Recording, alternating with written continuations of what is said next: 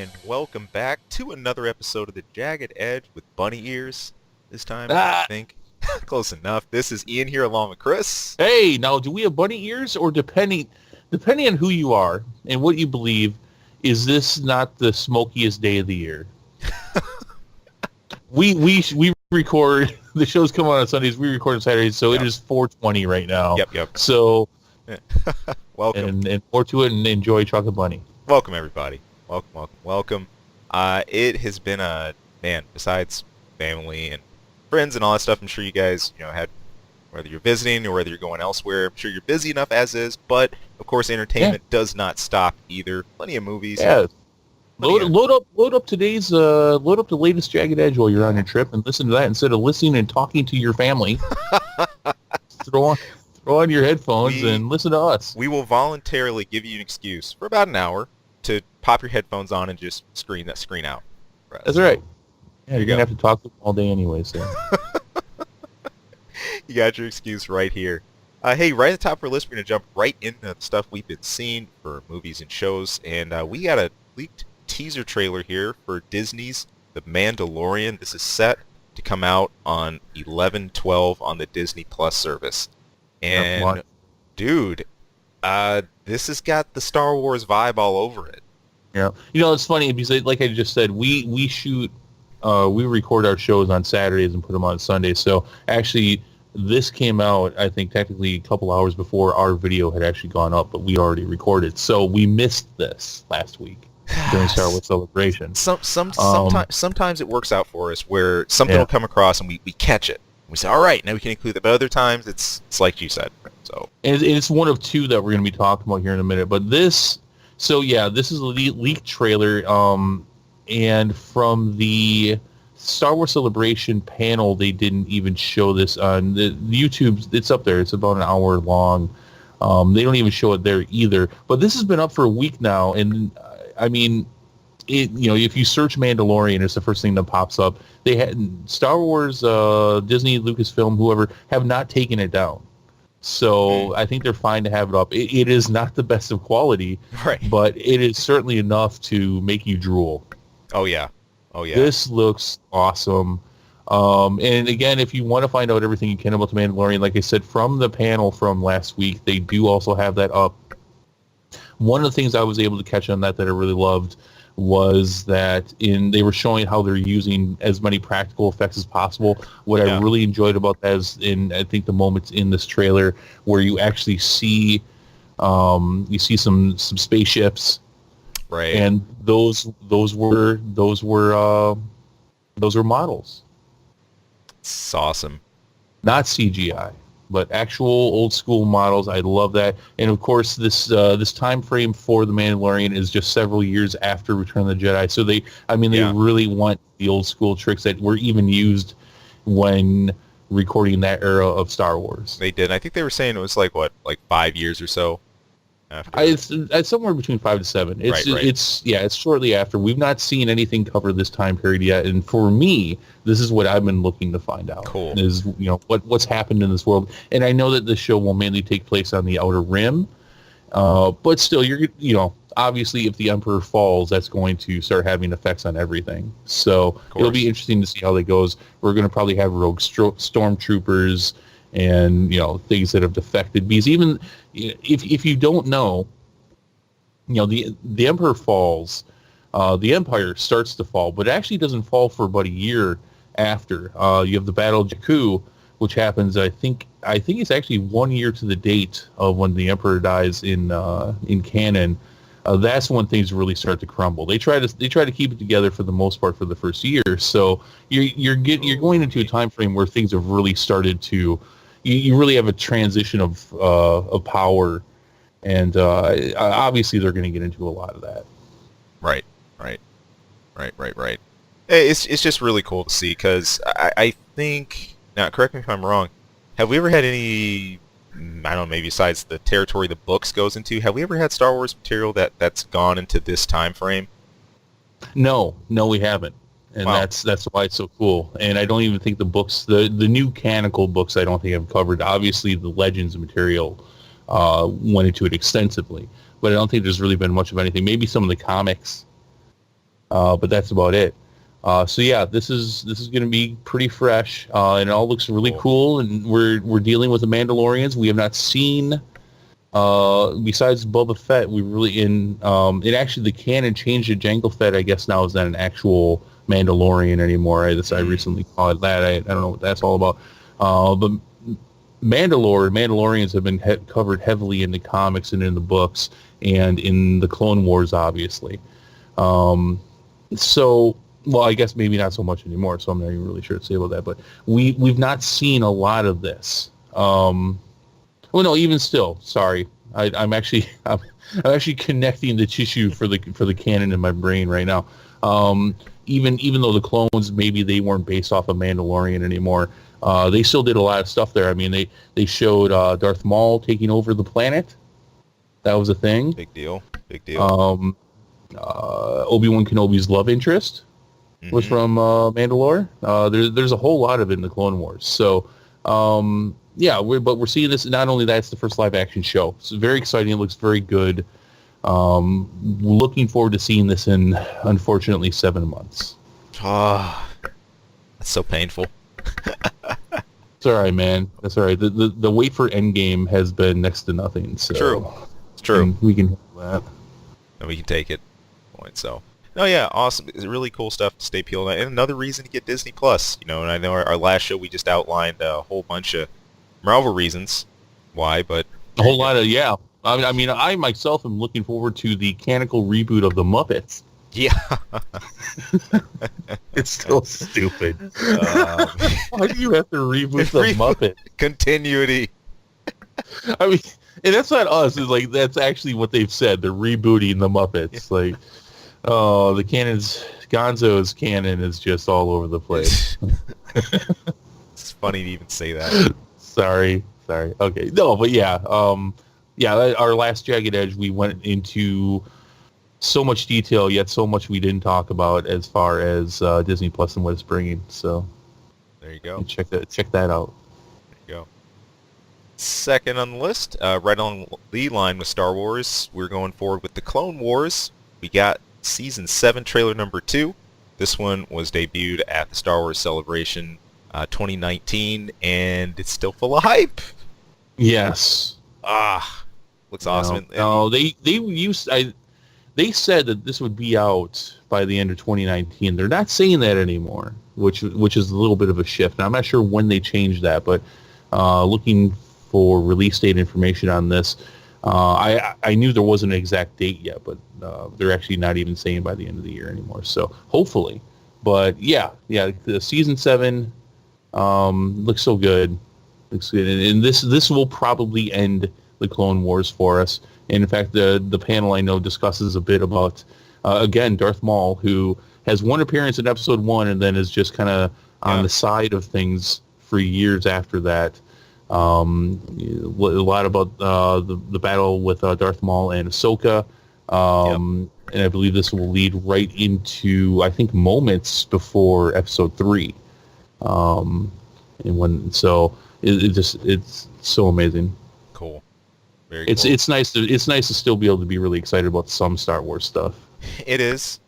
Some, right? I mean, you get some cool flashes in this. I mean, from Mace Windu to, as you mentioned, Ahsoka, Anakin parting ways again up off the bat. It's just, again, brings back all that cool stuff. What made these great. Now, I come from perspective of I don't know the whole Clone Wars arc. I haven't seen all of it, but I remember you giving me enough at least to work with and kind of introduce me to it and work my way into it. So looks awesome, man. And again, now you said you're going to get caught up with Clone Wars before you watch this. Oh, I should. I really should. Oh yeah, we're switching it a little bit now, huh? Yeah, we're switching it. It's a lot of shows. Hold on there. I don't know about that, man, but I'd seen most of it and then I binged it again, and that was even about 4 years ago. Wow. I don't know if I could do another pass because I know there's a lot I don't even remember. Right. But yeah, there's a lot of it. It's pretty cool though. It's a lot of fun. Cool. Very cool. Disney's just killing it with this stuff with the sides. Yeah. Also, that will be on Disney Plus. See, exclusively on Disney Plus. Dang, man. Oof. Yeah. kind of hard to pass that up. So, What do you mean? It'd be hard to pass it up. You don't pass it up. no, you don't. It doesn't happen. That's the thing. You don't pass it up. I mean, that's me talking about a Disney thing. That's crazy. Right? I mean, I'm actually going to be subscribing to the same thing that'll give me the opportunity to watch Lady and the Tramp whenever I want. I mean, I could give a crap about that, but it's there. I mean, aren't you waiting for that to be rebooted too? No, I don't care about. I don't care about that. I got confused on the spaghetti string. Zero fucks given for Cinderella. It's just done. Switching gears into horror mode, we got the Child's Play official trailer. This is going to hit theaters June 21st. Man, does it get much more classic than this? So yeah, Child's Play has been kind of mumbled about here in the last year or so, because not only do you have this reboot movie, but there's also a reboot TV show. Here, I could honestly, I didn't care about this movie up until this trailer. I saw this trailer, I care a lot more. They put Mark Hamill doing the voice of Chucky, which you hear very briefly in this trailer. It sounds good. It sounds fine. Honestly, when I heard some months back that they were, this time Chucky's not, the robot probably isn't going to be possessed like in the original, that it's going to be like an AI kind of thing gone wrong. I'm like, oh, that's dumb. But I gotta be honest with you, this kind of sold me. Yeah. This trailer kind of sold me. I mean, it's showing the whole thing, so this interactive thing, and it interacts with all the other stuff, and it's gonna, and everything it's going to do, and everything that it can do, because it's a robot now, because it is AI. And I kind of like the fact that they're taking a concept and giving it a new spin. And I know some people who like things that are a little bit more faithful probably wouldn't like that. I mean, I'm not married to this franchise. I mean, the Child's Play franchise for me has been kind of passive at best for me. So maybe sacrilege to say that, but I may go see this one now. I mean, it's, the classic aspect of this is just how recognizable it is. Oh yeah, I mean, Chucky is just like Chucky's Chucky. Like you said, I think the lack of the possessions takes away that supernatural, really freaky element about it. But I mean, AI can bring with it, I mean, a whole branch, a whole cavalcade of new stuff with that. So when I think back to AI and kind of scary prospects, we've had a couple good ones with that. What was that one? Wow, I'm sitting here naming the reference. I didn't even go through it fully. It was the art student that won a competition for AI development, and he went to meet with that genius developer that lived by himself out in that compound in the woods, who had developed this. Isn't that Ex Machina? Ex Machina, thank you. He developed this insanely enhanced AI in Ex Machina. Yep. That got freaky. Last time we brought that up, I had not seen it. I have seen it since. How'd you like it? It's good. A little overrated though. Yeah, it got. But yeah, it's good. Propped up a bit, but yeah, at its core, I think it's a real solid movie. But no, yeah, bringing it back to Chucky, definitely potential there. One thing I got excited about, and I had to double take, because I was like, wait, is that? And sure enough, I went and looked at the cast list, and it was. I'm excited to see Aubrey Plaza is going to be in this. She played Lenny. She plays Legion. Plays Lenny, rather, in Legion. Oh, okay. Yeah, so... Wow, you're excited about a horror movie. Right. What's been happening with that? Us, and then... I don't know, man. So, thematically, I think it's going to the right spot. Aubrey Plaza could do completely crazy, or, she just do normal. She's really solid. So, I think they got a good crew. Mark Hamill, list is going on and on. It's looking solid, shaping up well. So, awesome. On the action end of the spectrum, this is going to hit theaters August 2nd. I'm talking about Hobbs and Shaw. We got the second trailer for that. Any of the Fast and Furious fans out there? AKA the action series that doesn't die. This movie looks nuts. Yeah, it does look crazy. This trailer is ridiculous. No, if you haven't caught the show before, I'm not a big Fast and Furious guy. I mean, if I can catch it, I'll catch it. I'll watch it. I don't seek these movies out. I mean, this movie is like, we know it's dumb. We know it's stupid. So we're going full stupid. is what I'm catching from this trailer. because it is, but I want to see it. I don't know why, and that bothers me that I don't understand why I want to see this movie. Yeah, right. I mean, everything about this on paper would be like, this sounds stupid. I don't want to see this. But now I'm seeing this, like, I see it in front of me. This looks stupid, but I like it. I don't understand. Does this really have anything to do with Fast or Furious at all? Well, besides the basic. Besides the two characters. I'm at this point. This is a complete side arc.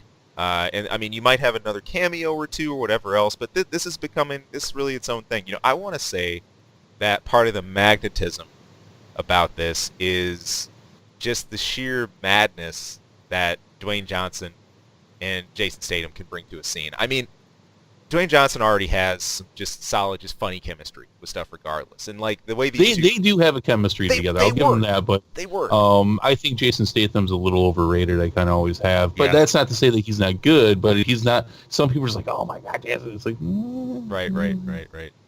But no, they definitely have a chemistry together. I'll give them that. Yeah.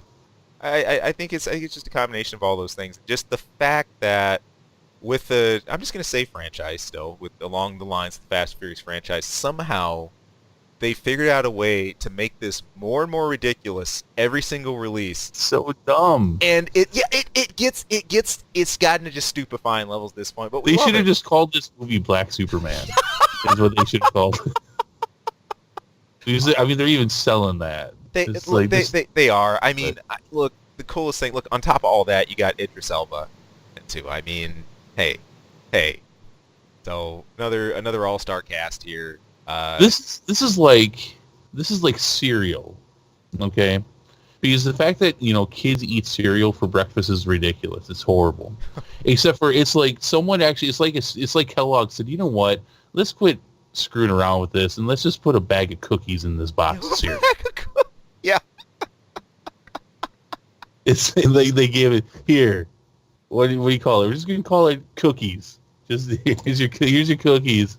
That's what this trailer is. Good way to sum it up. That's a perfect way to sum it up. It's an ad for we're not. It's like no. Here's just have some cookies. Ooh, Chris. Just have your cookies. That's August. I mean, I'm gonna see this. I don't even. It looks fun. I'll even shake my head the whole time I'm going to the theater. A little disgusted that whatever they did, I'm going to have to dissect this and try to figure out why they caught me on this one, because I don't get it. Because they didn't with the last one, the last trailer. I'm just like, this looks dumb. This one got me, though. Yeah. Like, this week, I was just like, that's... I'll tell you what does give, anybody really big into Fast and Furious, what it gives some levity to is you get all these legendary folk tales in the main Fast and Furious movies about, how badass Hobbs is. He's got this insane record. He's just this, out there agent, man. Like, nobody like him. And I guess here's your movie to give you a snapshot of, this is what he does as a side gig, and he's not in Fast and Furious. So, crazy. His Fast and Furious, I mean, from what I've seen, he just breaks his arm out of the cast, right? Yep. And in that same movie, he carrying around a giant gun, a giant helicopter-mounted chain gun? Yep, he's got that huge Gatling. He's just walking around the street. Same broken arm.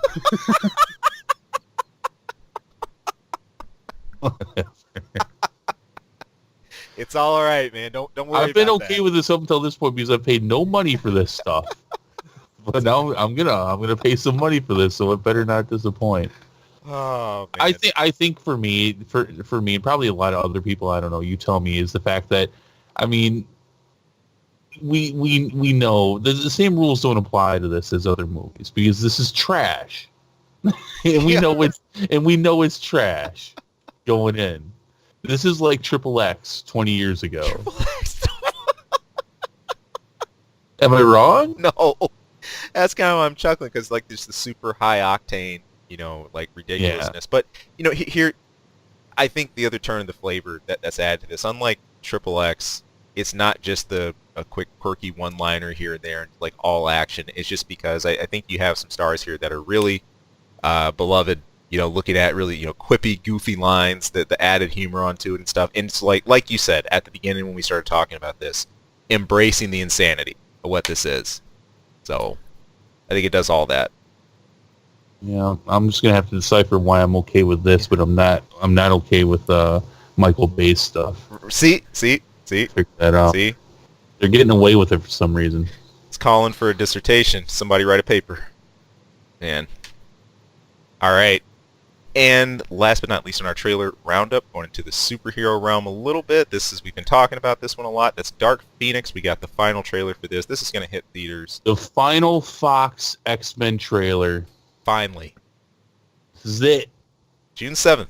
June 7th in theaters. But, every milestone we get towards the finality of this, I'm like, all right, good. That's another mention. We can let this rest. Yeah. Just leave it. Don't even leave it alive. Just. Yeah. This looked fine. It looks like everything else I've seen for this movie. Quicksilver running into Phoenix looked neat. You get a couple seconds of that. Yep. It looks like they might have changed things up. I think with the first trailer, they started showing the same tired retread of, Jean Grey's always had the Phoenix inside her. They did.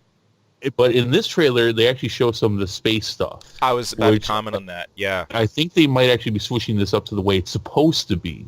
Yeah. Because I know when they released that first trailer, it was not well liked because they're like, oh, they're getting it wrong right off the bat again. Right. But no, like you said, this is how it's supposed to be. Both from what we've seen in the early 90s cartoon to the comics. I will say this. I really did appreciate the reference and the homage to the original creation of Phoenix, sort of like, the space accident, the things and what manifests itself inside of Jean based off of that. It was a crazy, unexpected moment way back in the 90s when I first saw it. It was awesome. And I can't help but smile a bit whenever I see that. So that's got to happen at least early on in the movie, because obviously the movie's about Dark Phoenix. So her transformation has to start early on. If they can actually switch this up the way it should be, right? I know right in the theater, I'll flip a switch in my brain and I'll be like, okay, I'm open to the rest of this. Cool. But if they don't do that, I'm probably gonna be sitting there the whole time just like, yep. Crappy Fox X-Men stuff. Yep. Oh, look, they're making fun of Cyclops again. Yep. Can Deadpool just come in and cut all their heads off? I mean, he cleaned up his continuity, so. Yeah. Well, that's okay. That's a little unfair because Deadpool works in any continuity. Yeah, he does. So he does. In fact, I was thinking, you know what? I'll wait because we're going to talk about Deadpool a little later. Yeah. So fair enough. So. But if they can get this right at the start, I could end up loving this. I'd be like, yes, all right, go out on a high note. Sure. You already passed the best note that you could have with Logan, but if you can do a good Dark Phoenix, then and end it there, then all right, cool. So we'll see. Yeah. Had the ending. The question is, can we get a decent epilogue? I don't know. So, all right, we'll see. Keeping in track with Marvel stuff, we got a little something about New Mutants. I knew this was going to happen. Yeah, you called it. You called this one. New Mutants has been removed from the 2019 release schedule from Marvel. We had a report exclusively this week. I grabbed that from iHeart that the New Mutants release date got changed again. Specifically, of course, it was removed. No new release date. It's been given. Now, it's important to note there was a Fox employee that was the source for a lot of this, stating that the release date was changed due to the Fox-Disney merger, and then there was no further explanation after that. So, the film itself, it got rescheduled from April 2018 due to last year. Last year, due to reshoots and everything else, and change a new character to the film, a change of the plot itself. Those reshoots, they still got to happen. They have not gone forward yet. This source also says that Fox is demanding the reshoots take place even after the merger. Look, man, this is looking real shaky. You gotta read my last. You gotta read my last note. This movie will never get released. By the way, I need to say something real quick. I know I'm a little off the cuff here usually, I might have screwed up my push to talk on my mic a little bit. So if you guys heard that burp about a minute ago, I apologize. No, I thought I did. Okay. didn't. I don't think All you right. did. Never mind then. You're Never good. mind. Because I thought I did that off the mic. So, okay. Because I felt like, and then I looked, I'm like, I might have done that live. Do it live. So, okay. Never mind. Carry on. Let's talk about New Mutants, how we'll never see it. Now it's never going to happen. Yeah, I remember you saying it when this first surfaced, and we talked about the reshoots and the adding changes to the plot. Way too much going on there. Way too busy. Considering. Yeah, for this little thing, which initially was going to be an introduction leading into X-Force. That's how off the rails we are now.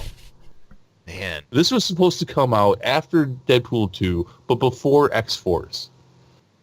Well, I mean, you got to get off the rails, I guess, somewhere, and especially with how methodical Marvel gets with this stuff. Often, I mean, Which, by the way, X-Force was supposed to come out, I think, this year. Yeah.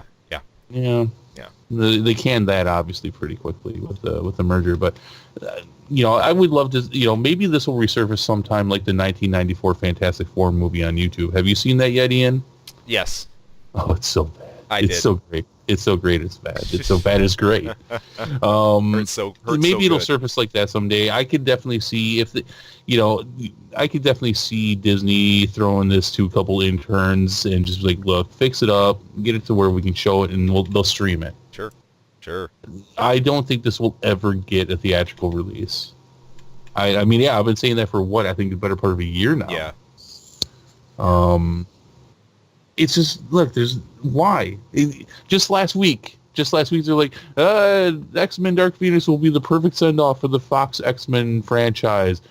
Oh, except for the one in August. Right. No. No, you're done. You're done. Oh, boy. Yeah. So, for this, me looking at this, I say no love lost. Yeah, I wasn't necessarily... It's an interesting concept that they were going to make an Yeah. X-Men movie and make it like a horror movie. Yeah. It's all right. It's all right if you don't see it. This can get canned, and then that Doom, what is it? Is that a streaming thing that's coming out? That can get canned too. What's that? The Doom show. Is that that's a movie? Yeah, that. That movie. Speaking of, Oh, no, I want to see that. Dude, okay, you guys are gonna hear from Jason and I soon if you catch our zombie stuff. Oh my God. There was a show that just came out on Netflix called Black Summer. Ooh, you want to see a streaming show done wrong? oh wow, that bad. Oh. Yeah, 8 episodes, the last episode 20 minutes long. All right, just to start you out. Which, by the way, the rest of the episode's 45 minutes. Daggum, man. It's so bad. Oh, I can't wait. I know he's going to rip into it with me. But, oh, yeah, I'm going to wear a bib on that one. I say get your bib. You'll need it. Oh, I'll even wear the Anthem bib for that one. It's so bad. It's so bad. All right, I'm sorry. Let's keep moving. No, let's keep it going. trucking. Let's keep it But trucking. if you want to see a horrible zombie thing, besides looking at, take your pick from 80 zombie movie, but Black Summer, There you go. Yeesh. Alrighty. This is a big time. Such a good piece of news. I'm so hyped to hear this. Even though it's only a couple of days, it's a small deal, but for me, the more Spider-Man, the better. Spider-Man Far From Home, the release date got bumped up 3 days, now to July 2nd. Now this is fun. This is going to be on a Tuesday. You can see this change on Sony's website itself. I'd say, hey, awesome. I think we're still in our Spidey buzz a bit, but coming down off it. How are you feeling on the Spider-Man dose? Has that jar gone down a bit for you, Chris? Or are you still topped Funny off? that you say the word jar, because I actually heard that everything we've been seeing for Far From Home is a ruse. And what we're actually going to get is 90 minutes of Spider-Man's ashes in a jar sitting on a counter. I see what you did there. I see what you did there. That would be great. That'd be the best troll ever. It would be a huge troll. Studio. It'd be an amazing troll, and it would open up a terrible wound. I'm not over it yet. I still don't feel so good. still don't. I know this looks, yeah, 2 days, sure. I'm good on it. I can't wait. Yeah. This guy's probably going to be the flag carrier now for the MCU after next week, Ian. After next week. So, yeah. So I mean, it's a big deal. I'm a little leery to say that just because he's still Sony's, Right. and I know they're playing well Right. together, but I just don't know. I just don't know if Marvel Studios is willing to put that kind of weight on Spider-Man's back. But who else? Who else is it? Who else? And it's time. It feels like that moment. Do you remember that episode of Family Guy with that that vendor at like the town fair? He was like selling like German like sausage links, and he kept knocking out everybody else in the sausage link stall with him. He kept taking over their stall and saying it was a German. You don't know where I'm going with that, do you? I don't Dang remember it. this. Dang it! I was hoping you saw that episode. Basically, when he got to the last guy, they just stood there, giving each other like shifty eyes, like, "You gonna make a move? You can make a move. You gonna make a move? You gonna make." I kind of feel Marvel and Sony are sitting here. They're playing well together. They are, because like they're both making a lot of money together. But there's still that shifty eye, like. Yeah. I don't trust Sony at all. I can't blame you. I don't. Can't blame you. I just, I think back to those email leaks and the Aunt May prequel movie. Oh, Aunt May. The Aunt May spy prequel movie. That was a real thing that was going to be made. That. And how can I trust that? Oh. I think for the rest of my days, I'm just going to be like, oh no, you're going to make an Aunt May spy prequel movie. How about no? For you Venom fans out there. Maybe. And a spy prequel movie.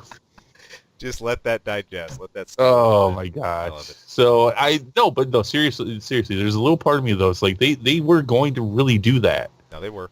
They were going to. The original idea was for the Andrew Garfield Spider-Man universe to expand. There was going to be a Sinister Six. There was obviously going to be an Amazing Spider-Man 3. There was going to be, I think there was going to be a Goblin movie or a Venom movie was down the pike as well. But also down the pike, Aunt May spy prequel movie. That was real. Go ahead, check them out. So, I get a little worried. Fair. But like I said, I think ultimately MCU, Marvel Studios, and Sony are both making money hand over fist with this. So, but what worries me is that besides prequel Aunt May spy movie, is that they're building their thing. They're building the Venom thing and the Morbius thing, and I can see it. Yeah. Can't you see it? Oh, where Sony's like, we don't. Do we really need Marvel Studios? Can we just pull Spider? I can see it. That's the thing, is that I can just see them doing that and be like, yeah, I think we're done. We're going to take your favorite toy. We're going to take it back. So I worry. About it. But it is time. And I think and he could be and should be the banner carrier. We're talking about the flag bearer, the old guard, and everyone else, and we will soon find out, where everybody sits, as of the end of the Infinity War arc, the end of the Avengers, the next Avengers movie, the conclusion of all that. Looking around, it's as far as who's going to be around, who else could be able to do that, or at least, who could we still look to, from the old group. For one, there is some good news. Chris Hemsworth, a.k.a. Thor, and he's saying he wants more Thor. Now, like everybody else, he's still been making the rounds. He's been doing the press tour, promoting Avengers like crazy. There's a lot of funny stuff out there if you guys look. Instagram, everywhere else. But in a recent interview, he had a couple things to say, not only about Endgame, but also about his work on the Thor trilogy in general. But I do want to start off with the quote that he was talking about. It's his role playing Thor. After Endgame, he said, "I'd play this character for as long as anyone would let me. I've loved it so much. But the combination of this many characters in this Phase 3, as Marvel calls it, that sounds so Thor. You'll never have this interaction with this many people again. who knows what the future holds, and whether they do prequels and sequels or whatever, I'll be open to anything. But right now, this is where we finish up. So, Yeah. Wow. Well, I think, what we do know is they're making the Loki show. Right. They should call it that. They should call The it the Loki show. the Loki streaming show on Disney Plus. I would, even if it's a prequel or if it's not, you're going to see Thor in some capacity. Of course you will. You're going to see him, if not, a little bit in like for a moment or maybe a whole episode. You're going to see him. Oh, yeah. So he knows that. He's probably already shot it. Yeah. Of course. So cool. As for the Thor trilogy, the events leading up to Infinity War and some of the other Avengers films, he has a couple comments about that too. I want to take another quote. He says, "When we came into Ragnarok, I was sort of exhausted of what I'd been doing, a little sort of underwhelmed by what I was putting out there, That was no fault of any director or writer. That was me personally. Felt like I put myself in a box with what the character could do. So on Ragnarok, it was about breaking all the rules and kind of going as soon as it feels familiar, do something different. And Taika Waititi, the director, had the same vision and the same, I guess, guts to just roll the dice and do the anything goes kind of thing. That was so liberating and freeing, to sort of break away who the character was prior." And yeah, it's interesting to hear all that because he's basically confirming everything that we had reported and talked about leading up to Ragnarok, and then after is that he was ready to be done. And Thor 1 and 2, they're not the best. In fact, some, and I think even myself would even put Thor 2 as the worst MCU movie. right. I've watched that thing several times. I still can't tell you what the hell's in that movie. I still can't tell. I forget every single time. It's like right after Sun. What did I just watch? I know I had something on TV for the last hour and a half. It's like the most forgettable thing ever. He didn't like what he was doing. I think he liked his Avengers stuff and him interacting as Thor and in this world, but the Thor movies weren't very good. The first one's fine except for his eyebrows. But with Thor Ragnarok, as I like to say, we talked about this earlier this week. This is a horribly made movie, but it's so good. It's so good. It's so good for all the right reasons, but it's so bad for all the reasons that you don't want. Technically speaking, it's a horribly made movie, but it's so fun. Yeah. And you could tell that he enjoyed it. In fact, we'd heard after Ragnarok came out, he's like, "Yeah, let's do more." Yeah. And Hemsworth was one of the first ones being reported to say, "Yeah, I'm kind of done with this whole Marvel thing." Right. But that changed after Ragnarok, so it's good. It's nice to hear him actually kind of confirm all that. I think there's story. I think there's more story for Thor 4. I think I've said that before. What's happened to all the Asgardians? You got to do something with them. Do you go down the comic route where they actually make a home on Earth? Do you go a different route? Who knows what's going to happen with Endgame and how that's going to change what happened to Asgard? Oh, for sure. And so I think there's at least one good movie left in there. No, there is. I think it's important just as far as the character where we've come now. I think in him going from Thor Ragnarok to now sort of breaking the stiffness in any confines that he had to sort of freeing that to be what he is to the rest of the Marvel cast. You know what? And you see it everywhere. Not just from I think his interactions in Infinity War and everything else, but even in the trailers. I think to the moment we've seen for Endgame with they're all sort of like at the round table discussion and Captain Marvel's there. He tries to psych her out a bit by calling Stormbreaker to his side. She doesn't flinch at all, and he kind of has this. I like this. It's stuff. It's just little stuff like that that just shows how comfortable he's gotten in this. And I have fun watching the guy's Thor. He's awesome. So yeah, no, I agree, and I think looking at it from the fact that regardless of how it happens, we're losing Iron Man and Captain America next week. And I think to have at least one of those main three, I think is pretty important. Ruffalo Banner doesn't quite feel the same. They switched the actor. He hasn't had his own movie, but out of the 3 starting trilogies, I think it would be good to have at least one of the guys still around in this world. Again, we don't know the specifics of how it's going to happen. In less than a week, we'll know. But we know that Robert Downey Jr. and Chris Evans are done. Exactly. So, to have him around still, I think would even help the larger MCU to at least still have one of them around. Agreed. Plus to balance things out a little bit with your mega powers there a little bit. Yeah. You don't want to just leave with Captain Marvel and Hulk. No. But who knows what's going to happen with Hulk? I mean, we know we're getting more Captain Marvel. We don't know if we'll ever get another Hulk movie. This is true. Even though they need to do at least a Red Hulk movie. Damn it. They really do. They really do. I mean, we're really in that territory. I think they've already, they were already sort of treading on the Planet Hulk grounds. Oh, they did. They basically did Planet Hulk. They pretty much did. As much as we're gonna see. Yeah. I think. So, that's fair. But no, Red Hulk would be awesome. It'd be so crazy. Yeah.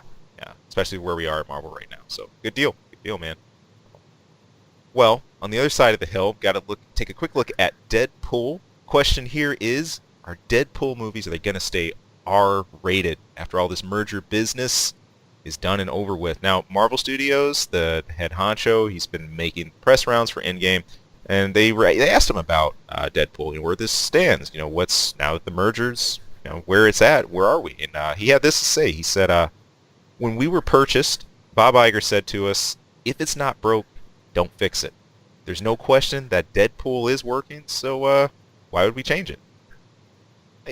Look, that's all fine. Well, good, for lip service to that. It's something, to kind of smooth over fans about it. But I got to look at this really carefully, especially where Disney sits with its movie releases and it's the way they do their content and stuff like that. It's a fair question. It is. Because there's not been a lot of Disney R-rated movies, and in fact, I think most of them have not even done all that well to begin with. Right. This is Deadpool's different. I think it's an obvious question and a good question that people come and like, whoa, wait a second. Deadpool. It would be great to see him. Sure. In the MCU, but will he play well? I think ultimately, we will continue to get R-rated Deadpool movies. I'm not totally sure how they're going to square that circle completely because they've even said that Disney Plus will not have R-rated movies on it. Right. That being said, I think that this could be a good introduction to an R-rated section for the MCU, including Blade, maybe a couple other people, The Punisher down the line. You keep him in there, and for me, I don't care, and I think it would be totally awesome to see some of these MCU characters cross over into this more adult-oriented stuff. Sure. But we didn't see it with Netflix, and there's a little bit more to that. But will we see it with these movies? Is that the price? Is that the price we pay for R-rated MCU movies? Is that they don't connect much better than the Netflix shows? Is that the price we pay? Yeah. What do you think? You're going to have some sort of break, I think, continue. I just, it's difficult for me to see Disney coming to the point where they gut that entire philosophy based off of one franchise. I don't see that happening. This is always a rift that I've always thought would come up, and I think we're about to see how exactly they handle it. But yeah, I think they're, at least with what they're sticking with for their streaming service, that's going to stay where they've said, minus R-rated. This will, especially when you're dealing with, and I'm sorry, I don't mean to interrupt, but no, go ahead. When it comes to the X-Men, and if they're going to reboot the X-Men, and they're going to reboot the X-Men, and they're going to stick them in the MCU, you're going to start young. Yep. And most of these kids are probably going to start very young, so we can follow them for years. Maybe you can get lucky and you can find another Tom Holland-like actor who can look like he's actually a teenager when he's in his early 20s. So good. But you can't, that's going to be rare. You can't do that for what I think will legitimately be 50-plus characters. No. They're all going to have contracts. They're all going to, we're going to see some of them in passing. Some of them are just going to be basically glorified extras, and then some of them they'll bring up and they'll let them shine as X-Men. And so but the point is they're all going to be really young. Right. Deadpool is not for kids. No. He's not for PG-13, let alone PG. But that's his world. Yeah. He's a mutant. Yep. And do we get a Deadpool movie before the what Kevin Feige basically said is going to be 5 years plus before we see X-Men? Do we get Deadpool before then? Right. Right. It's all really interesting questions. I'm glad to see that Deadpool will stay R-rated, and I think they should do that. I think that's ultimately the best way to go about it. I'm thinking maybe a compromise is what they did with Deadpool 2, where later on in the year they released a PG-13 version for Christmas. And maybe you don't do this for Christmas, but maybe you release Deadpool 3, and that's R-rated, and then you do another version that's PG-13, and that's how you're able to interact with the larger MCU world. Yeah, a good question, especially in the context of how much interaction Deadpool's had with the X-Men team as well. Well, so I mean that's part of the question. Do we even see Deadpool for years now? They've got to. They can't just let a popular franchise like that just sit because they're going to let the rest of the X-Men sit. Sure. And Deadpool doesn't have to be connected to the X-Men. It's where he's from, but it's not. He can. I mean, he's Spider-Man. Yeah. Spider-Man. He is almost now as connected to Spider-Man as the X-Men. True. I mean, for God's sake, do I have to wait several years for a Deadpool Spider-Man movie? Don't make me wait. Don't make me wait. Whatever Deadpool 3 is, it needs to start out with him hanging out in his apartment and a bunch of guys wearing Mickey Mouse hats come in, pack up all of his stuff, pick him up, make him leave, and then 5 minutes later, unpack everything, and it's the same damn apartment. And just drop him off. And that's him leaving the Fox X-Men universe and going into the MCU. Oh, that'd be great. They got to do something like that. And he knows what's going on. Yeah. And he's the only one that knows what's going on. Because that's, the whole fourth wall thing. And so he just goes with it. Yeah. In fact, he's excited to leave. He's excited to leave where he was. And to go somewhere much better. Oh, man. So yeah, I mean, it's a lot of interesting stuff, and we'll get these answers. I do not see them waiting to put out a Deadpool movie, though. No. I mean, not to mention, Ryan Reynolds, I think he's in his late 30s, if not early 40s. He's around my age. Right. He's not. You know what? That's a good Google search right there. So why don't you talk about it for a minute? No, fair enough. Yeah, man. Look, with where we're standing here, it would be hard for me to imagine them waiting so long after the success that Deadpool 2 was, and you were right on the money. Yeah, there you have it. I older than me. Yeah, older than you. It's not worth the wait. I mean, yeah. Can you do another X-Men or another Deadpool movie with Ryan Reynolds at the age of 47? Right. 48? I mean, dude takes great care of himself. Course, Yeah, no, yeah, I'm surprised. I thought he was in. He looks like he's in his early 30s. He does. But no, good on him, man. So I mean, yeah, there's all kinds of different factors here. They're gonna have to. There's some things that'll say, yeah, they got to put on some hustle. At the same time, there's some things just like, all right, well, yeah, but then you have to do it without the X-Men. Yeah. And I gotta be honest with you, myself and maybe a lot of other people would be like, all right, that's fine. Sure.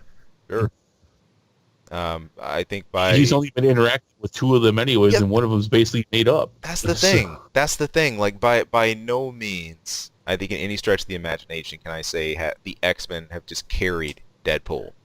No, not at all. Not at all. So, cool. I'm looking forward to it. It'll be interesting to see how Disney handles this or other R-rated stuff now that they've absorbed everything. So. Now, that being said, what I also want to see, if they come out with a Deadpool 3 before the X-Men are ready to be launched, I definitely want him stalking the X-Mansion. That'd be amazing. Just hanging out outside of it, just like stalking the place. That'd be the best. And that's all you got to do. That's all. And he would too. So. Oh, he totally would. He'd even comment about how he's frustrated he can't play with him yet. Oh man. Alrighty, I'm going to spin on over to DC here. This is a little something about an oldie, man, Swamp Thing. But this is sort of can we even call this a bait and switch? No, I definitely think it's just somebody screwed up, though. Yeah, it looks like there's a little bit of a goof that happened here. So, look, this is for the DC Universe, Swamp Thing. We had a we had a teaser, and then things were just sort of cut down after that. So there was a quick teaser that got placed for the upcoming TV show. This is going to be on the DC Universe's. What is it? What is that called, by the way? Did that have a I specific think it's name? called DC Universe. It's just DC Universe. Sorry, Okay. you caught me with some jelly beans. Do you have? Is it the black licorice thing again? It is. It's the last 4. That's it. What are you going to do now? You ate them all. I don't know. I got a bunny in the back. I guess I can eat that. Resort to your Cadbury bunny. Oh man. So anyway, this trailer, this came out earlier in the week, but just hours after the release, series got cut down from the planned 13 episodes down to 10 episodes. There's some sources that are actually just going through the process of blaming creative differences for the change in episodes. Others say it was a last minute decision, budget restraints, that kind of deal. As the streaming service itself might not be doing good as they originally thought it would. I'm leaning on the latter heavily. Yeah. Not that it's been bad, but I think, yeah, I can totally see them being like, whoa, we're not sustaining, or we have not gotten as many subscribers as we planned. Let's cut that down. Right. So, Swamp Thing is fun. In excuse me, in the early mid 80s, we did not have a lot of superhero movies. Superman. right. Yeah, that's about it. But we had Swamp Thing, and if you would have told me back then that Swamp Thing was a superhero movie, a comic book movie, I wouldn't have even believed you. But yeah, the first one I remember not being so great. The second one I remember having even back then, even as a kid, it's like, this has got some substance to it. There was some stuff to it. Yeah, sure. I mean, I could be excited for this TV show. I'm not gonna get DC Universe, but Sure. if I ever find it anywhere, I'll definitely sit down and watch it. I did that. That is kind of shitty planning. The Last Horror was like, hey, here's our teaser, and then no, cut it. Nope. Nope. Not happening. Not like we thought. That's just horrible timing. Yeah. All right. Other than that, I'm going to jump off the superhero wagon in a second, and I want to take a look at Game of Thrones. Why All not? right. Everybody else did. Yeah, right. Everybody else already got it. So the Game of Thrones premiere is pirated 54 million times in the first 24 hours. It's insane. What are you people doing with your time? This insane, man. There's a piracy monitoring firm. They're called Muso. So they released the numbers this week showing that the premiere for the last season of Game of Thrones was pirated about 54 million times in the first 24 hours. About 77% of that was all from unauthorized streaming. 12% of that was from downloads, and 10% of that was from torrents. Yeah, the remaining 1% was your mom. Yeah, well, your mom. Sorry. That's nuts. Golly, nuts. man. I remember years ago when both these shows were really in their prime, although maybe Game of Thrones is in its prime now. Yeah. Season 3 of The Walking Dead, the season finale of The Walking Dead went up against the latest season premiere of Game of Thrones. I don't remember which season that was. And at the office I was working at, I remember talking to a friend of mine there. He's like, "There's no way Walking Dead beat Game of Thrones. There's no way. I'm like, "You don't even know, man. You don't even know." And the ratings came out later because this was on a Monday. They both just premiered the night before. And ratings typically come out the day before. And Walking Dead crushed Game of Thrones. Oh, man. And he was so pissed. I'm like, let's think about this logistically. Walking Dead season 3 was a phenom, and it's at that point it's just breaking records week after week as far as TV viewing versus your fairly new pay station TV show, HBO, which that's right. It was the one thing I was going to add into the ratings, the actual ratings for Game of Thrones, just to catch this, 12.7 million. That's how many people actually paid for it and watched it. versus 24 million within 24 hours after. No, but what I bring that up because part of the factor in that is that, and I didn't even look at it then, and I don't know how many people did, Right. was downloads, pirating the shows. Right. And Walking Dead has also had a huge piracy following. That was going to be my next question. I mean, is that ever So fled? Yeah. I think at one point people were following that and probably still do. I don't know. I have not followed that, but it's interesting because Game of Thrones really has taken off as time has gone on, and I think that extra year they took off to make this final season has really just launched it into the frickin' stratosphere. Sure. It's massive. Now, I've only watched one episode my whole life, and my ex-girlfriend made me watch it. It actually was not overwhelmed with what I saw, but I have every intention of binging this entire series someday. I'm looking forward to it. I'm going to go Breaking Bad on it, just like I did with Breaking Bad. I binged that whole thing up until that last few episodes. That was the best way to watch that show. There you go. We got a feeling that Game of Thrones is going to be very similar. I mean, it might be a bit more TNA than I want to see all in a binge, but that's all right. Good on them. Good on them, though. I'm happy for it. I'm happy for the Game of Thrones fans.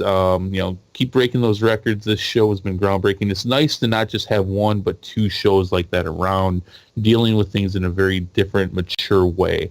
With subject matters such as the animated Dead and Dragons. So I'm glad to see it. For someone like myself who's grown up, born in the 70s, grown up through the 80s, these topics, these genres have been frowned upon up until the last 10 years and looked at as, low budget, dirty genres in entertainment. Mm-hmm. And they're the most popular things going on in TV. There you go. And I'm very happy to see that. I mean, we're at a point now where superhero movies are not only, some of the biggest money makers, they are the franchise now. They are. And that's gone from being a stage of, the sort of semi-corny knockoff style deal. Yeah. From a days where they thought they needed Richard Pryor to make the movie work. Yep. So this I didn't even realize when I started talking about this, but more than anything, what I'm doing is I'm raising a fist up for nerdism and yeah, you are. Everywhere. we own the capitalism at this point. It's ours. We stuck with it, guys. It's sort of funny. Yeah, we did. Look where we are now. It's sort of funny as we find ourselves in space now, though. Exactly. How you navigate it, how you handle that. And I think one thing I've seen is actually got to thank Bruno, a couple of members from my FF14 guild that we were just talking about this the other night, just sort of where we stand here. That as far as in this space, you have some nerds that look at this and feel like, it's kind of like an awakening. Oh my God, look around and now everybody's here on that same page. Some will stick to this line of, well, they're the others, they're not being pure enough about it. They're just, this is still our thing. The others you're just bandwagoning, you're just kind of jumping on board, but you don't really get it. You haven't seen the history we've seen leading up to this point, to be here yet. So don't, act like you can go completely associating with everything here and stuff like that. But, I can't say that's en masse at all. I can't agree with that statement as a whole. Yeah, although there is something to be said for having the perspective that he's talking about. No, there is. And that's what I'm saying. You can understand the perspective itself for that existing, which I definitely believe it does. The thing I think I was saying about it was I don't think that's completely breaking all the barriers, and it's across all of nerddom that we're just collectively, sitting with squared in that stance. I don't think we are, but that is something I think we're thinking about now, and I think as we go forward. So, yeah, for what has basically been now a decade of The Walking Dead, ups and downs, it's still a really good show. Yes, the ratings are way down from where it was, but it's still the number one show on TV. Actually, I think it's number 2 now. My bad. Plus, it's getting its second spinoff, and it's going to have movies and all that. And my point is, I don't need people to have gone through the trudge of all the crappy zombie stuff that I've endured over the years. I don't need them to do that. Not to mention the one I just watched last week with Black Summer, because you still get them. You still get them. Oh yeah. I don't need people to see that. I don't need them to have that perspective. I don't, hey, if you're jumping on right now, that's great. I went through this and we're here, and all you have to do is enjoy this. And maybe I'll tell you about Return of the Living Dead Part 3 sometime, and we'll have a good laugh. That's fine. I almost feel better for them that they don't have to have the perspective of all the crap I've had to go through. The crappy Dungeons and Dragons movies and all the bad King Arthur movies and stuff like that. And that's fine. You don't have to see it, but I enjoy I enjoy having been able to watch these genres get to where they are and see the potential fully realized in the way that it is now. Definitely. And to see it square where it is, I think, in entertainment now, it's awesome. I always say it, what a time to be alive, and what a time to get the kind of content we have. Just to have cinematic event after movie event after gaming event after show event. It's unreal. It's awesome. I love it. And now we can switch to a topic of one that has fallen. Yeah. And you will still in all of this, you will have those that will not remain the same stars that they were. Some go supernova. So look, it's no secret, Star Wars has been under siege. It's the super divisive Last Jedi. Can I amend that real quick and just say that Star Wars put itself under siege? Yeah. But that makes it under siege. That makes sense, yeah. I get what you're saying. We had some comments from Kathleen Kennedy recently during a live interview. I think this was for Yahoo Entertainment she's being interviewed by. But look, if you guys, hopefully you checked out the Star Wars trailer for Rise of the Skywalker by now. If you haven't, go check that out. That is out there. There's a little something near the end of that. It is Emperor Palpatine's unmistakable laugh. Now, of course, I think there's a little bit of, we told you so in this. Not from us, but this is from the actual Star Wars production crew. So Kathleen had this to say. I want to highlight this in the recent interview about the Emperor. She says, "This has been in the blueprint for a long time. Yeah, we had not landed on exactly how we might do that, but yes, it was always to be in Episode 9. I'm waiting. I'm stirring my stew. Yeah, you're stirring the stew. Get ready. I'm going to take that quote in its own, but I want to square that alongside something J.J. Abrams mentioned. He was saying, this is also a quote from him. He said, but in the flow of titles, this movie had a very weird responsibility, this being Episode 9. It had to be the end of not just 3 movies, but 9 movies, and the idea of having to incorporate the stories that have come before, strangely, is the story of the movie. And of the whole. So, with those things in mind, we also know that this film is not going to follow directly after Last Jedi, although Abrams wouldn't say exactly how big the time gap we're talking about is, how big that jump is. It's a year. It's a year. Is it a year? It's 1 year? Yeah, I forget the guy who plays, God. Poe? No, not Poe. Oh my gosh. What? That's how much, that's... Finn? Finn, yeah, the guy who plays Finn, he leaked it a while ago. It's a year. Oh, John Boyega. Yeah, thank you. Thank you go. for getting names there. John Boyega, he leaked it a long time ago. Okay, cool. More you know. But look, let's take a look at this, man. I mean, the idea that all along this is shit. All along, this was the thing. This is what we meant. Even though J.J. Abrams wasn't going to work on another Star Wars movie, he got brought in. He got brought in to fix it. I mean, that's everybody knows that. Everybody knows that J.J. Abrams was not going. Yep. Now he had put together a treatment for the trilogy, right? And it was openly said Rian Johnson took it and basically chucked it. Yep.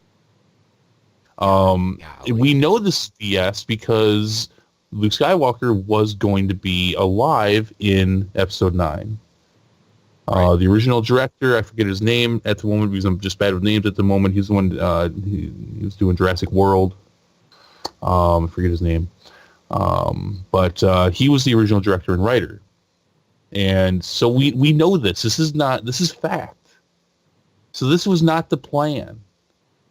Right. Now, was maybe ending things with episode 9 the plan? Maybe that was the end of the Skywalker saga. Okay, I can see that. There's no way that they had planned on bringing the Emperor back. I don't buy that for 1 second. And you're gonna have to show me something with a date and time stamp to show me otherwise. some kind of notes made in like 2012. Yeah. With that just so happens to have a newspaper in it too. That's got the date. There's no way. I'm not buying that for 1 second. That's something that they had to come up with because your boy killed Snoke. And who cared, right? No. No, I don't buy it. Yeah. I don't buy it. They're loving the fact that people are actually, and I'm not going to say that everyone's back on board because not everyone's back on board, but a lot of people are very excited to see what episode 9 is going to bring. Oh yeah. And so they're jumping on this. Like, no, this was it. Now you see. You were all mad about it, but now you see this was no one's buying this shit. No one's buying it. Whatever. What are you going to say when episode 9 comes out and people hate it? It's like, no, they screwed it. This is not what I meant. Oh man. Kathleen Kennedy, this is not what I meant. This is not how it should have gone. I did my best to try to fix it. But when you look at statements like that, I put that alongside things we hear from Marvel Studios. When you talk about a vision, and when you talk about charting a map, a course for a series or film to go, I think if you're if you're really into films, taking movies and stuff, you sort of learn to sift through after some time. What are the things that have truly been the seeds have been planted for, that have been easily planted, and I think those are the things that come together so organically. They don't have to be told this is what we intended to do. Colin Trevorrow. There you go. That was. Google's good for you. Those ideas are supposed to flow. Colin. I'm sorry. No. So just from that comment too, it just that line kind of bothered me about not landing exactly how they might do that. But right. I was it's spin and it's BS and it's how execs and management talk. I know because I'm in management often, and it's just like that's how they try to say things without saying things, or that's how they try to say something without having to say something, and it's just it's BS. Now again, I will say that they probably had an idea for episode 9 being the last of the Skywalker saga, which by the way is also really kind of stupid, but it's this whole thing with the Emperor coming back and. The one thing that everyone's really pissed about, which is, Luke being dead, that was not the plan. And Colin Trevorrow has come out. That's why he was fired, because he wanted to use Luke in episode 9, and he insisted that he have Luke in his story. He had already started writing it. And boy. That's why he got canned. So this was not part of the plan. I mean, how are you going to say this is the plan all along when did you know Carrie Fisher was going to pass away? Right. I mean, yeah, just ridiculous. Yeah, I don't see it, man. I don't see it. So and I mean, you touched on one of the things I want to touch about with these comments. A lot of comments coming out this week. The one that really pissed me off here in the last 48 hours was that. There have been comments now stating that they're going to do something to merge these new trilogies together that are being worked on, as by the Game of Thrones directors who are working on a new trilogy, and Rian Johnson, who for some reason is not panhandling yet. And you and I talked about this before the show. Rian Johnson has a job because Kathleen Kennedy knows she ruined his career. Or wait, let me rephrase that. She let him ruin his career. That's why they're doing this. And I think they've caught on to the fact, even though they're a bit slow on the uptake, that's for damn sure. They caught on to the fact that, people are excited for the Game of Thrones stuff, the stuff that the Game of Thrones directors are going to put together, because that's probably going to be nice to the Old Republic stuff too. Right. People are excited for that, but people will openly say, like myself and millions of other fans, we will not go see a single thing Rian Johnson does for this for the Star Wars franchise. So that's how they're going to fix that. Is that they're just going to merge them. They're going to have them both work on stuff. They're going to have Rian Johnson work on some of the other stuff that the Game of Thrones directors are doing. And all that's going to do is make me not see either. I will not see anything that man does ever again. Period. Done. He does not deserve to have an audience. He's for such a franchise to be so gratifying. What's the word I'm looking for? Here?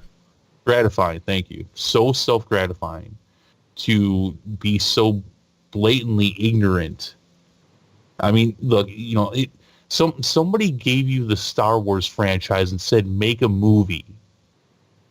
Quite possibly one of the largest sets of keys you could ever give anybody. Like free reign over. And I've said it before, I'll say it again, he gets off on the fact that he killed Luke Skywalker. You know it.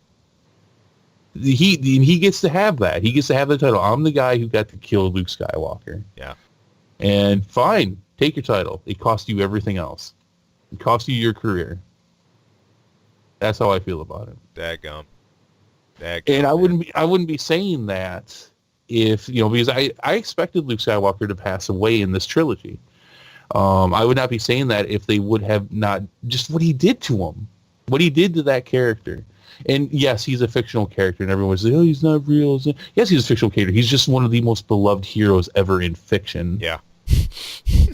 And that means something. The biggest thing I think that was taken away what it means is Luke, through his journey in the original Star Wars movies, really came to embody a character who embraced hope. The guy, he went through plenty. He had his ups and downs, always sort of, unsure, backpedaling a bit. But after post Return of the Jedi, I mean, I'm gonna get it, dude. I can't go into it. No, it is. It's tough because when you start looking at it from the perspective of what they could have done with Luke, you start thinking about the possibilities of, they're going to expand on Star Wars after Episode 6. Then you start getting really upset because then you start thinking about all the cool stuff they could have done. Yeah. Yeah. So you actually get more upset thinking about the potential wasted than how they treated Luke in Episode 8. That actually gets you more upset. It is. So, you don't want to go down that road. No. So you get it. You get it. You get to kill Luke Skywalker, but at least for me, and I know for millions of others, and I guess we're going to find out exactly how many, it's going to cost you your career. And I think that a lot of people will stand in the same spot.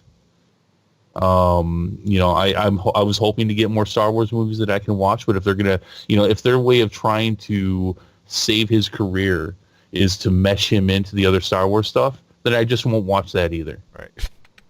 And I don't like taking stances like that. Sure. But I will in this case. He doesn't deserve it. He doesn't deserve it. So, all right. I guess we'll see. But let that little tidbit of information out, because I think that's exactly what they did. They're like, all right, let's put the feeler out there. Let's see how people feel about Rian Johnson also working on these other movies that people are excited about, and see what happens. All right, you're gonna find out. So I guess I'm watching The Mandalorian. Clone Wars. Good times. Yep. So. No, you and a couple years from now, you and Isaac, you guys can do the next Star Wars movie. Yeah, hey, it'd be up to us. Yeah, I'll probably be done if that's what they're gonna do. If that's how they're, if they're just gonna mesh him into all the other stuff, then I'm just not gonna watch it. Yeah. Yeah. So I mean, this is not a boycott on Star Wars. This is a boycott on him. And I think they need to realize that that's what a lot of people are really pissed about.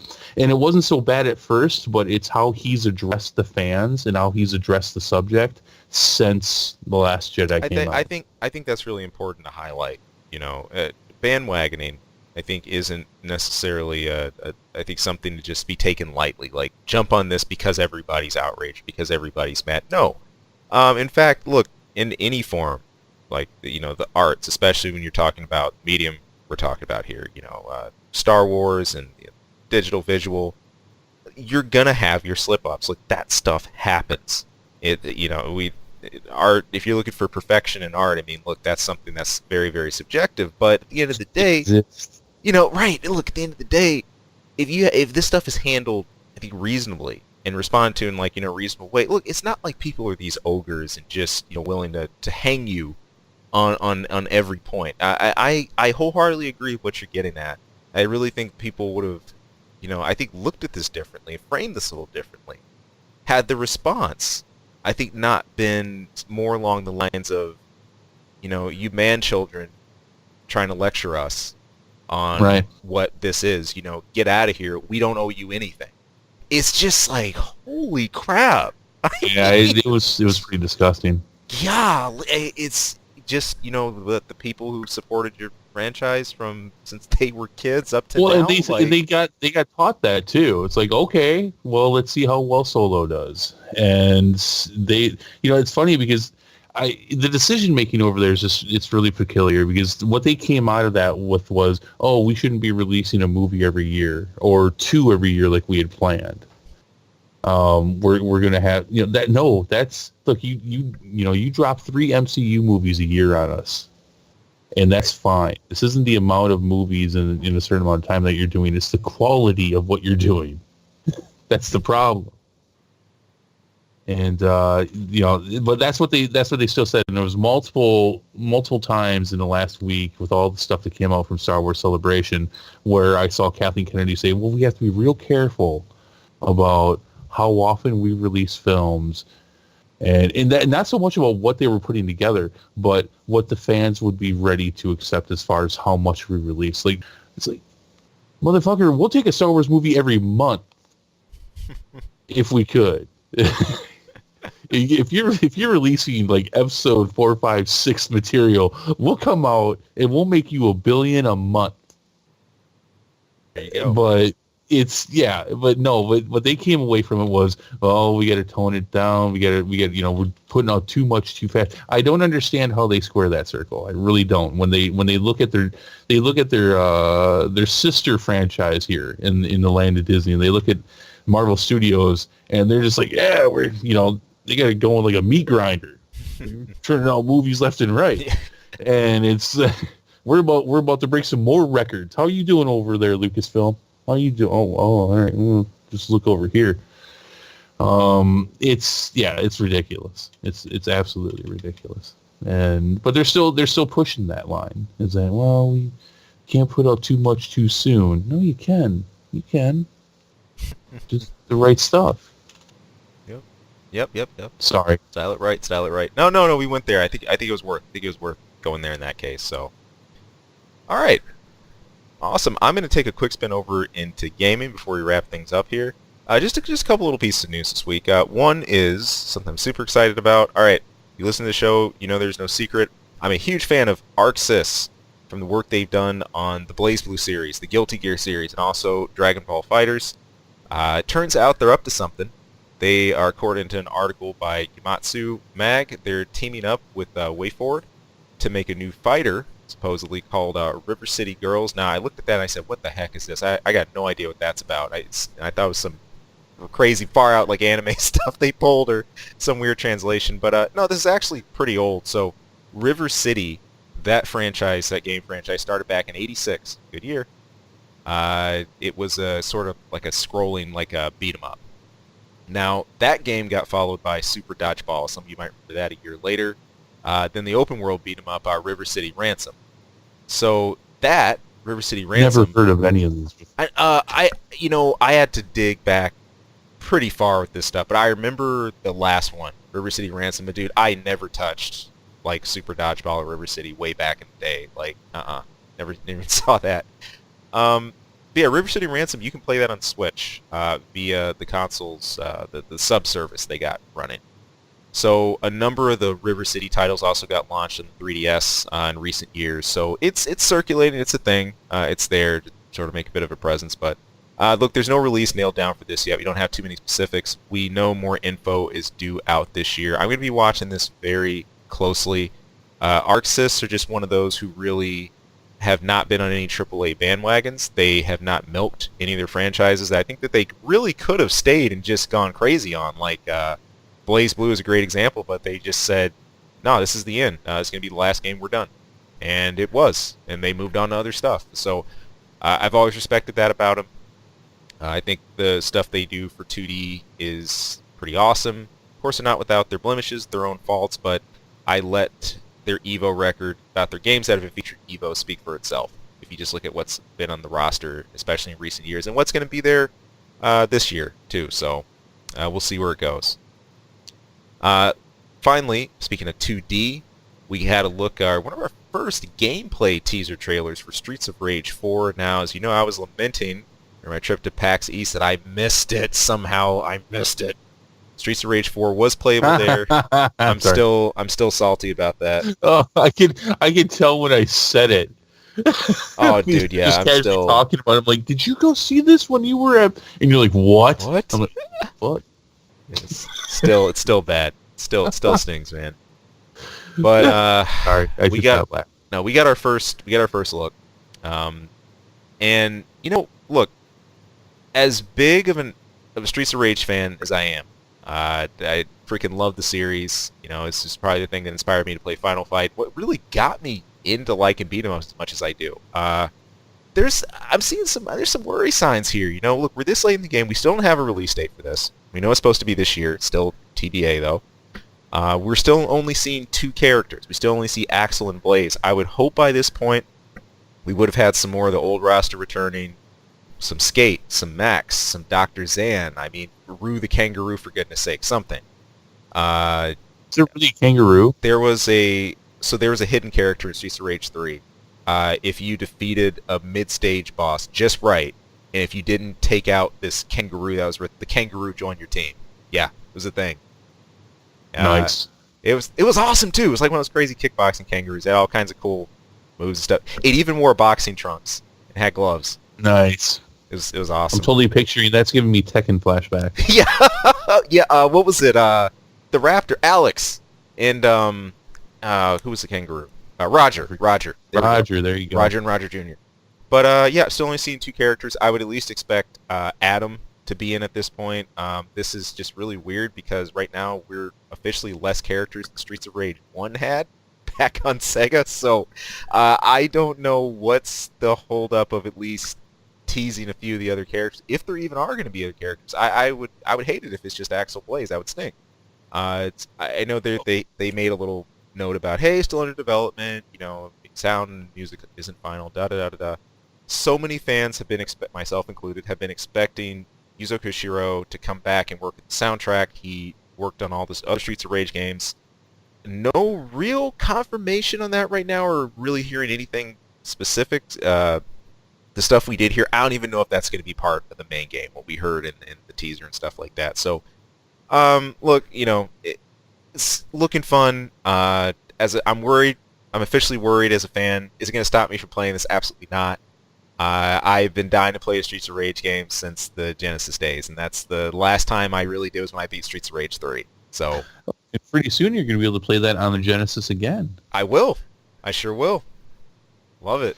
It's fun. Yeah, I'm going to play this game with you. You're going to pull me to a genre I haven't touched since the 90s. So, this will be interesting.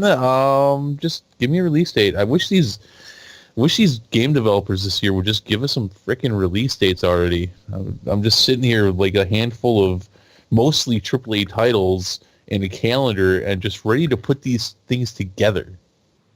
Yeah. Yeah, for someone who's trying to schedule our Let's Plays and all that stuff, you're not helping. You know what? You're only putting together the content we'll be playing. Let's just pretend it's a live service and we'll fix it in post. Release it. Yeah. Yeah. That's working good for everybody. Yeah, it is, isn't it? Catch it later. So. No. I'm looking forward to playing a button mash with you. Sure. Smash, Smash, punch, kick. Maybe we can. Now the one thing we did see trailer that I think seems a little more responsive in the old Streets of Rage games is juggling enemies between both your characters, like doing like team up combos and stuff. That seems a Oh, lot that more. sounds cool. Yeah. It I was didn't realize you could do this. So like tag team wrestling.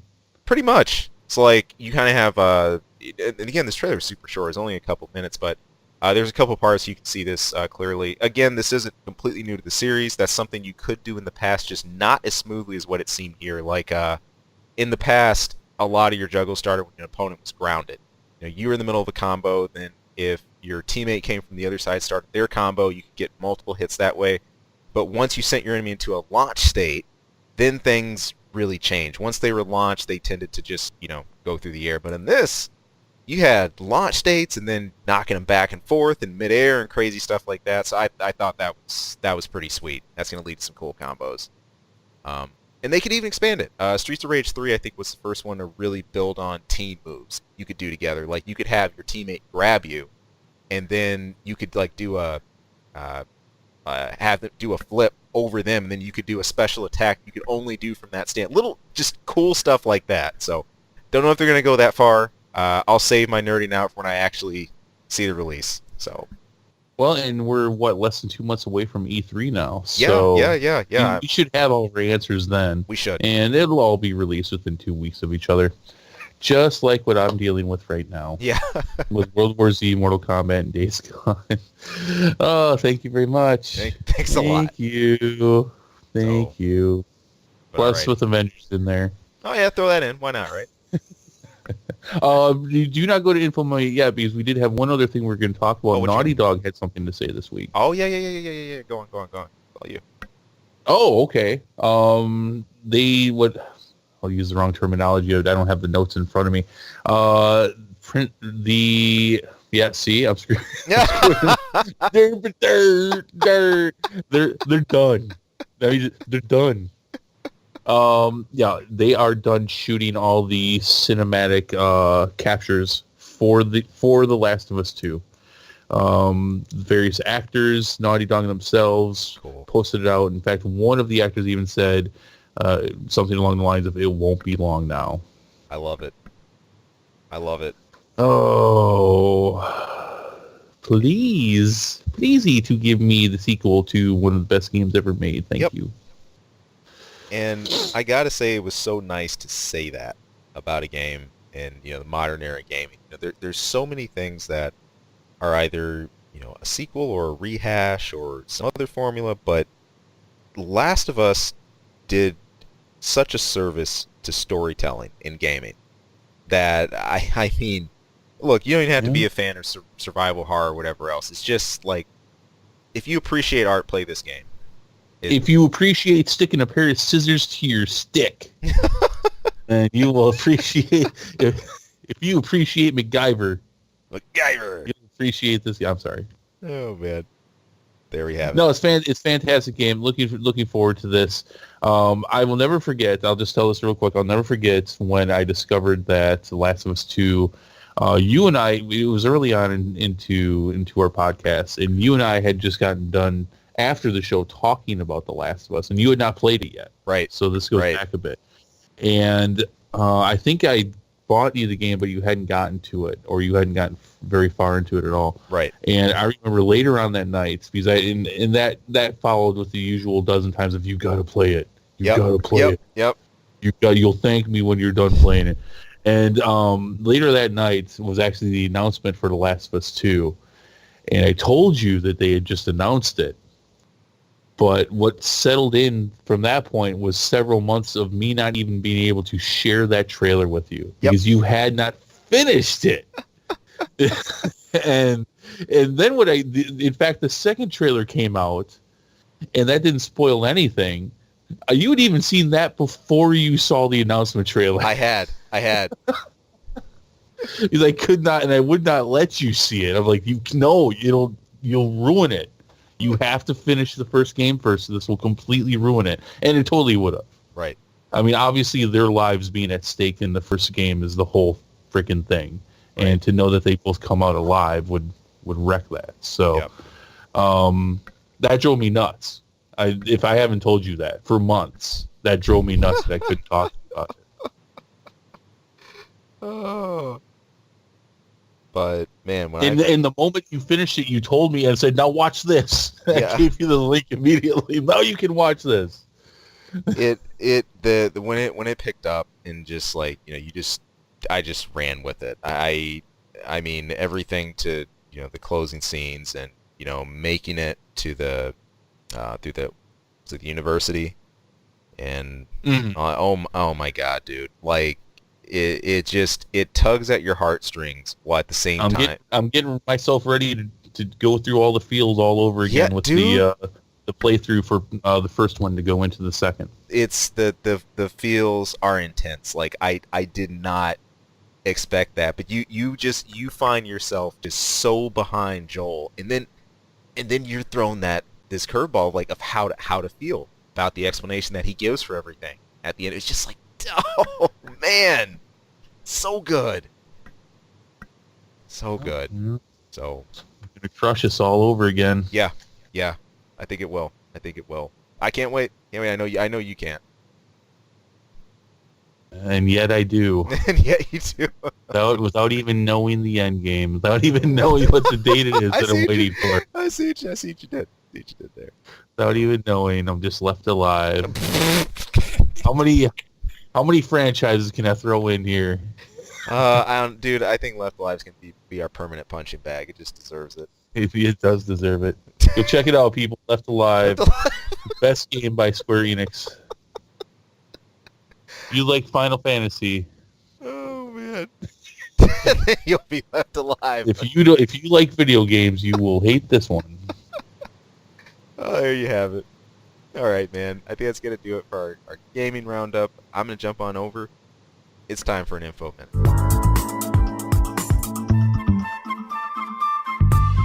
Chris, what's the?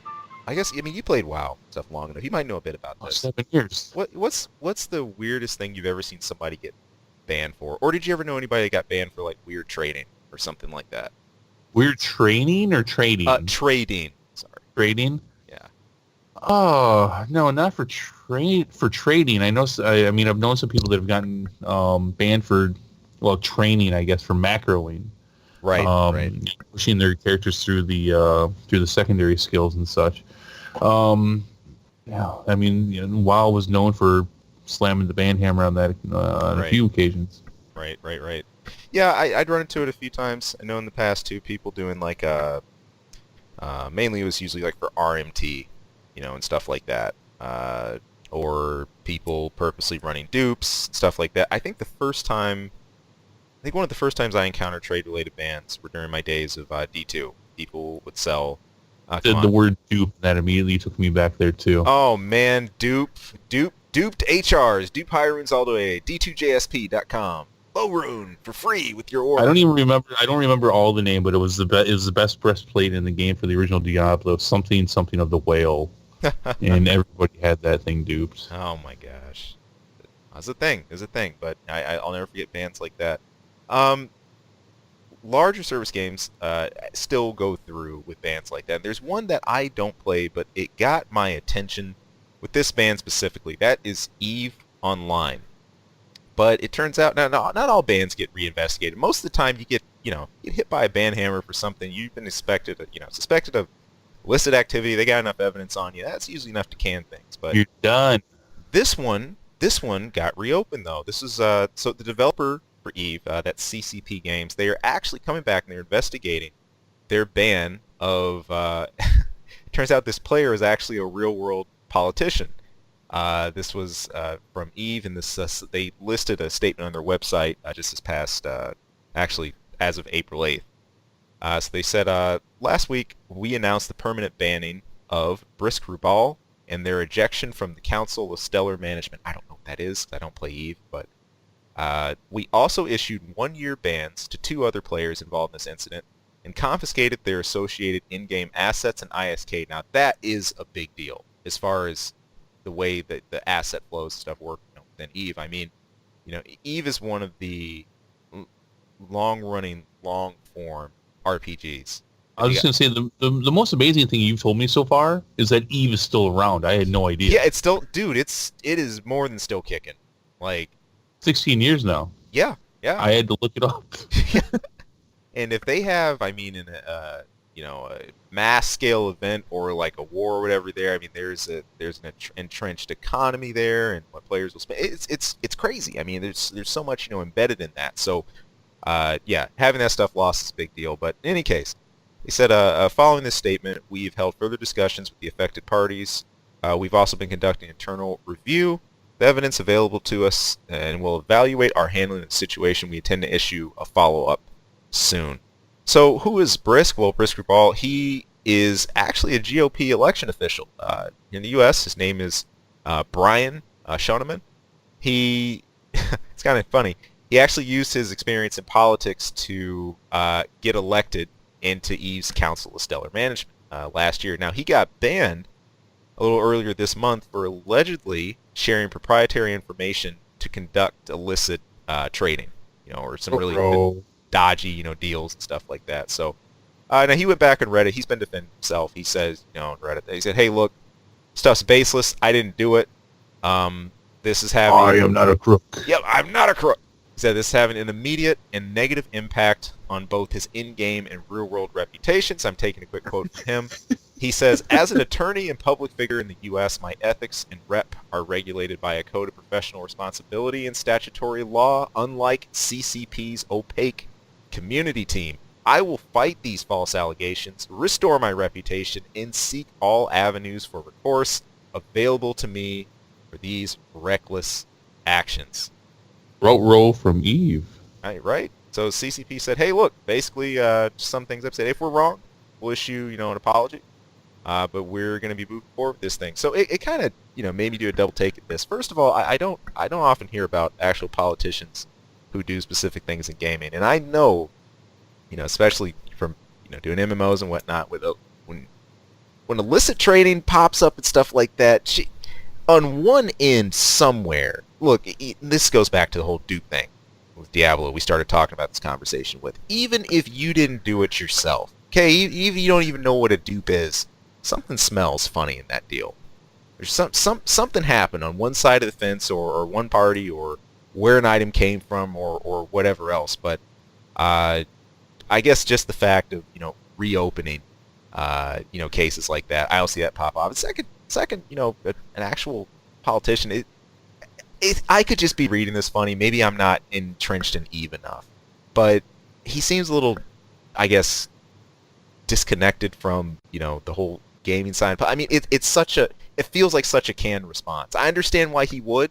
In the same hand, because of his actual role and what he actually does and stuff like that. But right, he probably takes a long time and at least gives a lot of thought to what he says publicly. And then before he says it, like me, where I'll just spit out sentences, throw down some F-bombs. he writes it down, checks his spelling, puts it in paragraphs. Oh man. So I mean, no. To get back to that though, get serious about it. I can see how it sounds pretty canned. Yeah, that's probably how he does all of his. Sure. Probably is, but I just don't. I rarely see these types of cases, reopen unless it's by, at least in my short time with stuff, it's by a party of influence, or another way to look at it. I'm not trying to sniff out saying, "Oh my gosh, they're all corrupt. It's only the powerful that get stuff." So like what happened, Ian? But what? I don't know. There's an ending to this, right? Not yet. Oh, I thought you were giving the best lead up ever. No, what happened? That was you grabbing nuts over here. I'm like, how did it end? That was a. You got to say that was like a Rachel Maddow build almost, right? It really was. It was like 2 hours of build up, and then you're all like Alita Battle Angel at the end. Like, nope, no ending for you. Oh man, no, it's gotta go like that. You're gonna make me care and actually do random Google searches on Eve now. See, find out what happened. Yeah, I mean, look, the last note we had in this was as of a couple of days ago, literally, that this was still being looked into. So, yeah, that's funny. Right. This is like Hulk Hogan and Andre the Giant. It is. Isn't it though? Isn't it though? So right now it's a permaban. Will it stay that way? We'll see. How permaban is it if they're wrong? Right? Right? That's funny. That's funny. I not quite as funny as him saying that this affects his personal and professional life. I thought that was pretty funny. I had my mic turned off when I laughed at that. Yeah, right. But I heard you starting to laugh. Oh, okay. But yeah, that's well, you know, he's been playing a while, so. How many of his buddies at the country club said, "Hey, can I have your stuff?" Right.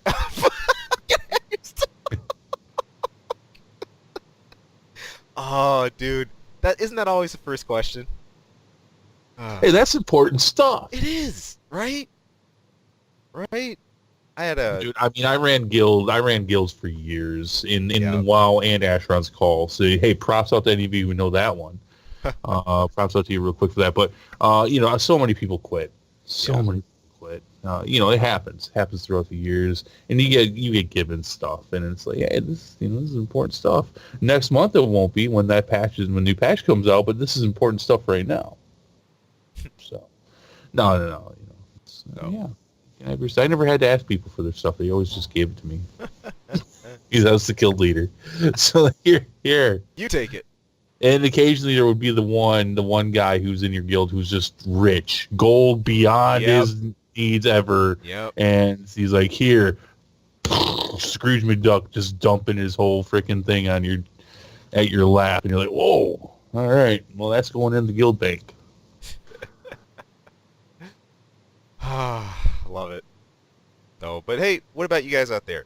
Those of you who play MMOs, whatnot, do you have any stories of either you, someone, maybe in your guild or whoever else, taking bans? Maybe the thing got reopened, maybe it didn't. Or hey, about our discussion at large with, if you're still sticking with us, thank you so much.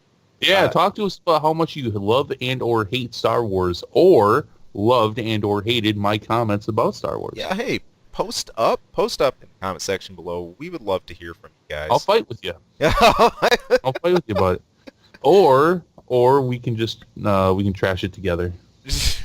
Get your bib. Or we can talk about how much we want to watch The Mandalorian. There you go. So we can find neutral ground there, I think. Plenty to go all around. Hey, by the way, for those of you who are specifically looking at gaming, we recently started streaming World War Z. We had our first session for that a little earlier this week. In fact, that's up on our channel now if you want to go back and check out where that was. But we're going to be available on Twitch TV/KSAW Media if you want to check us out there too. There'll be plenty of links for you guys to follow. But again, want to thank you guys so much for tuning in this holiday and whenever else you're going to listen. No show next week. No show. We're going to be off. Forgot to say that at the beginning. No show next week. We're going to need rest after Endgame. Yeah. Yeah. Actually, I have family plans, so no show next week. But I'll also need rest. Yeah. So, just so you know that. So we will be skipping a week, but there's plenty here for you guys to check out. So hey, stay tuned. If you dig what you're hearing, you like the stuff you see on the channel, a like really goes a long way, and a sub goes even further to helping us keep doing what we love to do. In any case, you guys take it easy. Thanks again for tuning in. We'll catch you again soon.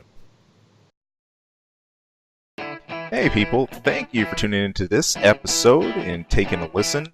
If you like our content, if you like what you're listening to, there anything we go over, hey, please, we would not only love to hear more from you, but great if you could throw some support. You can subscribe right below. Also, you can toss us a line anytime. That's ksawmedia@gmail.com.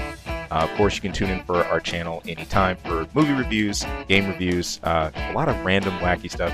Who knows what you'll hear. And of course, our episode each week where we're bringing the nerdiest things we can find, pick up, and maybe not find. Maybe the stuff that just drops in our laps. But anyway, hey, thank you so much for tuning in. Thank you for listening. We hope to hear from you again later. Take care.